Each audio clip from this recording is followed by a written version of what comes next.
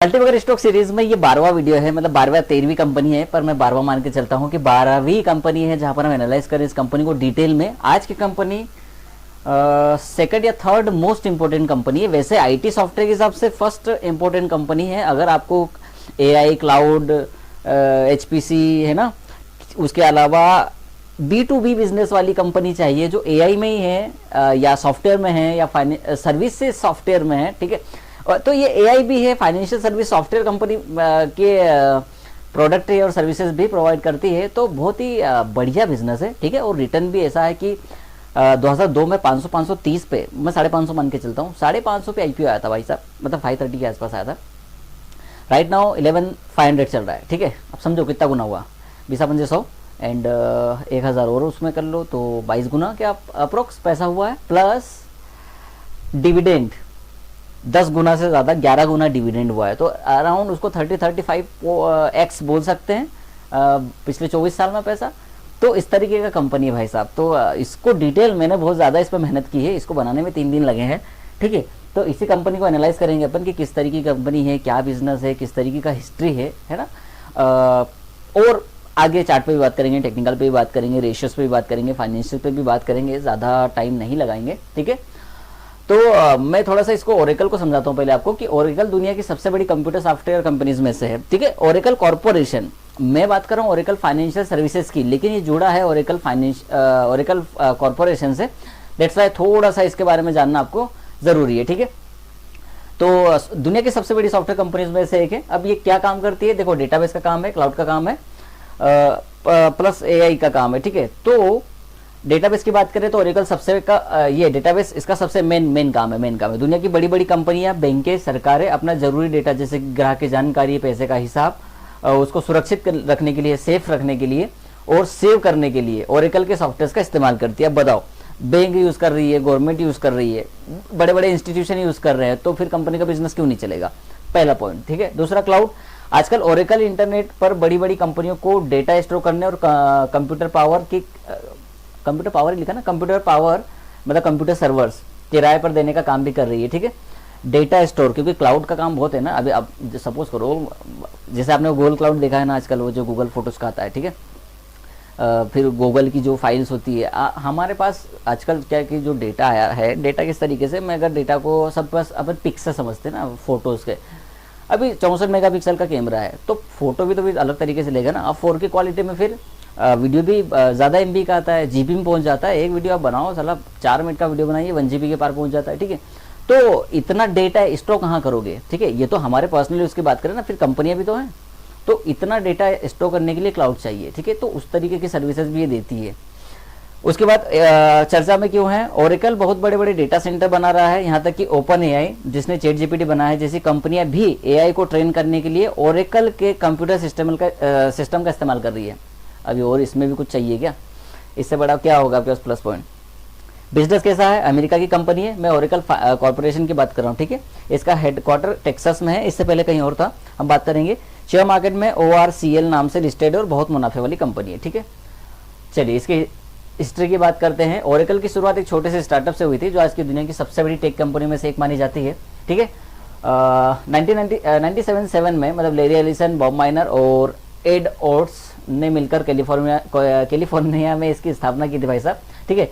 शुरुआत में इसका नाम सॉफ्टवेयर डेवलपमेंट लेबोरेटरीज था, SDL शॉर्ट फॉर्म था। 1977 की बात करें, 79 में फिर क्या हुआ, इन्होंने दुनिया का सबसे पहला व्यापारिक रिलेशन डेटाबेस सॉफ्टवेयर बनाया जिसे ओरेकल नाम दिया।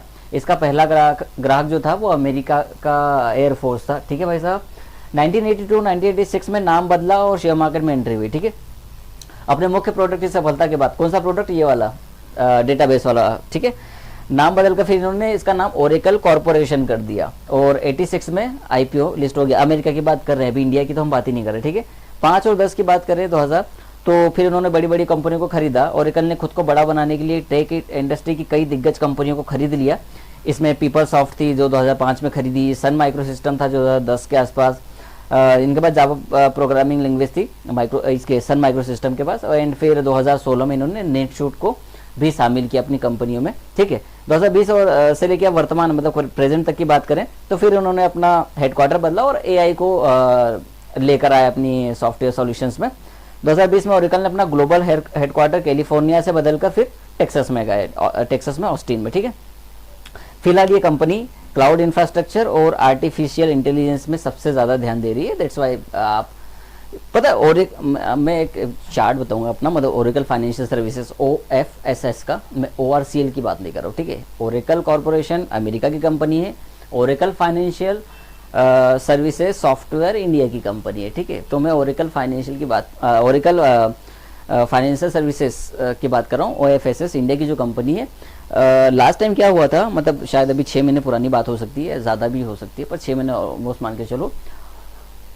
वहाँ पर ओरेकल कॉरपोरेशन में कुछ ऐसा हुआ कि उसके रिजल्ट बहुत अच्छे आए, उनका एक्सपेंशन कुछ इस तरीके से कोई न्यूज़ थी, और यहाँ पर शेयर 20% भाग गया था 2 दिन के अंदर।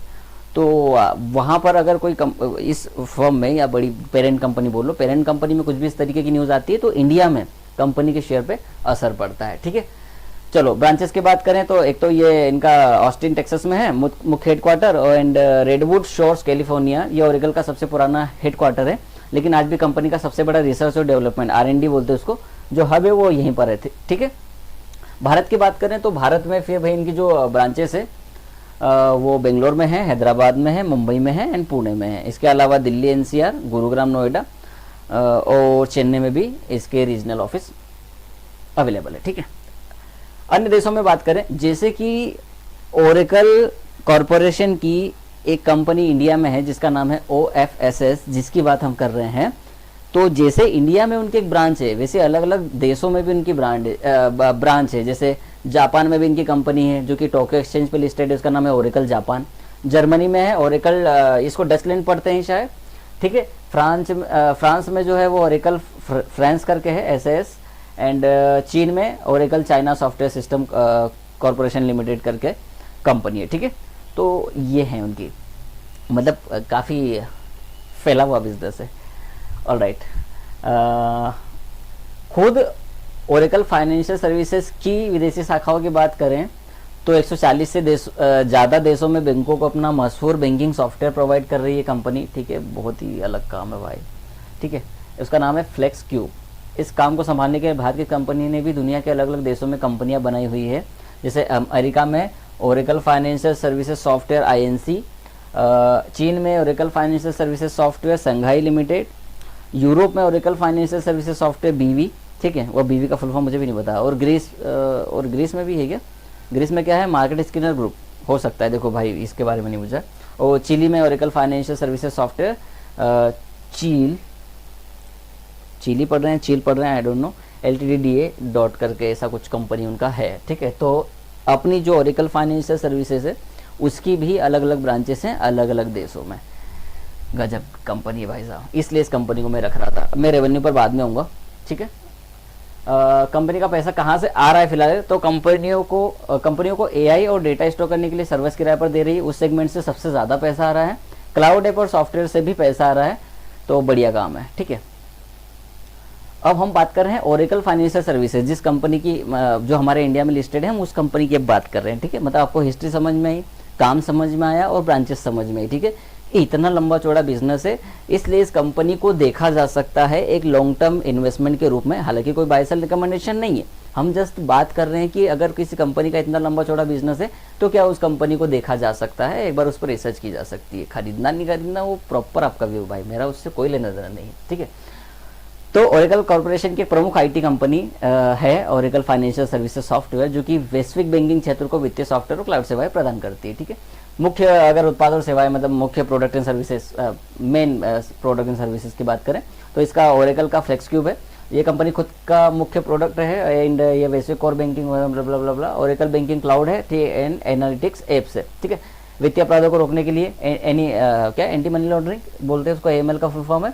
जोखिम प्रबंधन जैसे रिस्क मैनेजमेंट और कानूनी नियमों के अनुपालन जैसे कंप्लायंस के लिए सॉफ्टवेयर अवेलेबल कराती है, अलग अलग कॉर्पोरेशन को भी कराती होगी।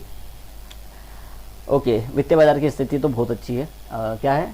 सॉफ्टवेयर उत्पादन मॉडल कंपनी का ऑपरेटिंग मार्जिन आमतौर पर 30% से अधिक रहता है। शानदार डिविडेंड देती है कंपनी, बहुत अच्छा डिविडेंड देती है भाई, 5562 रुपये, वैसे 57 रुपये है बोनस के बाद, और बोनस से पहले भी 5 रुपये का डिविडेंड दिया हुआ है। तो टोटल 5562 रुपये का तो इन्होंने 24 साल में डिविडेंड ही दिया है। तो सपोज करो अगर वो 500 वाला शेयर खरीदा होता तो भी 6000 का शेयर होता डिविडेंड से, ठीक है। चलो कोई बात नहीं। इसका आईपीओ था 5 जून 2002 से 11 जून 2002 के बीच में। 28 जून को इनकी लिस्टिंग हुई थी। 530 रुपये प्रति शेयर का भाव था और 5 रुपये की फेस वैल्यू थी। इश्यू साइज इनका 209 करोड़ का था और आज कंपनी की कीमत पता कितनी है? 1 लाख करोड़ रुपए। ओके, लिस्ट हुआ था 541 रुपये पे, जो कि लगभग 2.5% ऊपर थी। अभी की बात करें तो 11,000 से 11,500 के दायरे में ट्रेड कर रहा है। ये चूंकि ये पुरानी लिस्टेड कंपनी, इसलिए अब इसमें आईपीओ की जरूरत नहीं, बल्कि अपने सामान्य डीमेट अकाउंट से इन्वेस्ट कर सकते हैं। चलो साहब, अब कंपनी की बात करें। एनएससी का डेटा है, ये देखो यहाँ पर दिखा होगा, लगभग 1,02,000 करोड़ की कंपनी है, जिसमें से सिर्फ 28,000 करोड़ मतलब 27,896 करोड़ का फ्री फ्लोट है। फ्री फ्लोट कम है इसका, इसलिए इसका डिमांड इतना ज़्यादा है। पी भी बहुत अच्छा है, 38 के आसपास, सेक्टर पी के आसपास होगा। 5 साल में 192% के आसपास रिटर्न दिखा रहा है एंड एक हफ्ते में 6% के आसपास दिखा रहा है। ये करंट का डेटा है, ठीक है। 3 साल में 205%, 6 महीने में 52% एंड इज देयर एनीथिंग? नहीं, ठीक है। स्टॉक के प्राइस के CAGR की बात करें तो 1 साल का 34% है, 3 साल का 44% है। स्टॉक प्राइस के CAGR की बात कर रहे हैं। ROI की बात करें तो पिछले 5 साल का 30% है, which is very good.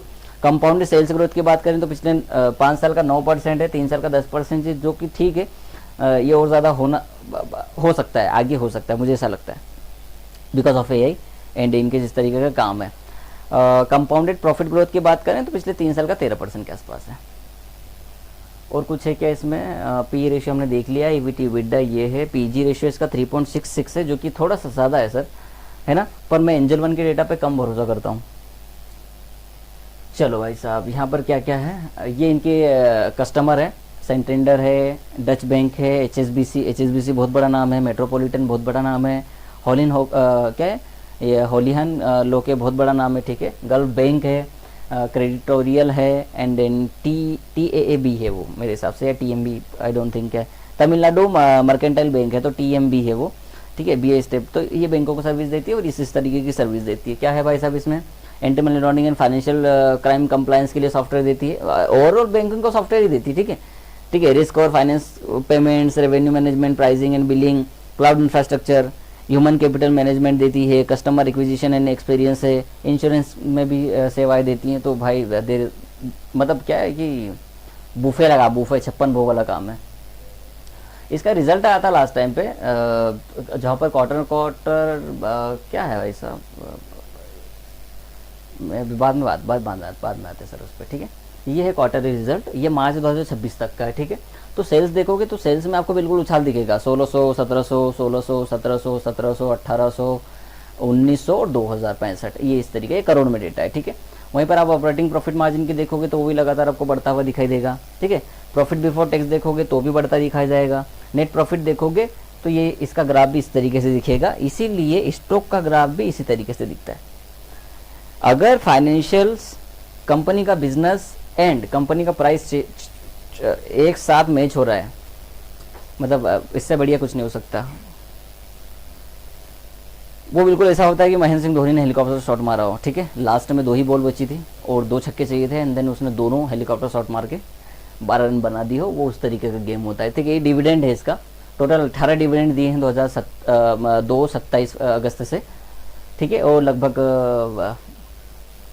Dividend मिला होगा 5,562 रुपीज़, ठीक है, 562 रुपये, 5,562 रुपये। और एक बोनस दिया है 2003 में ही इन्होंने, ठीक है, 1:1 का। एक शेयर था तो आपके पास होंगे 2 शेयर। तो अगर उस बोनस को कैलकुलेट किया जाए, ठीक है, उस बोनस से पहले इन्होंने 2 बार डिविडेंड दिया था। 27 अगस्त को एक बार डिविडेंड दिया था 2.5 रुपये का एंड 24 जुलाई को 2003 को इन्होंने डिविडेंड दिया था 2.5 रुपये का, दोनों बार। तो 5 रुपये का डिविडेंड ये हुआ एंड देन फिर इन्होंने बोनस दिया है 5 सितंबर 2003 को 1:1 का, ठीक है। उसके बाद इन्होंने 5,557 रुपये का डिविडेंड दिया भाई, अलग अलग टाइम पे, ठीक है। नहीं माफ कीजिए, इन्होंने 2,778 रुपये का डिविडेंड दिया है एक शेयर पे। तो जैसे ही बोनस हुआ तो वो डबल हो गया, तो ये 5,557 रुपये का इन्होंने बोनस दिया है, प्लस वो 5 रुपये को जोड़ेंगे जो इन्होंने बोनस से पहले दिया था। तो टोटल इस तरीके से 5,562 रुपये होते हैं भाई साहब, ठीक है। इतना डिविडेंड है इनका। ये मार्च 2022 से लेके मार्च 2026 तक का रेवेन्यू है। ये जो पिंक वाला है रेवेन्यू है सर, मैं थोड़ा सा हट जाता हूँ, ठीक है। तो 58 के अगर 60 है, 61 है, 75 है, 70 है, ठीक है। प्रॉफिट की बात करें तो 18,112, ये मिलियन INR में, ठीक है, हाँ INR मिलियन है, ठीक है।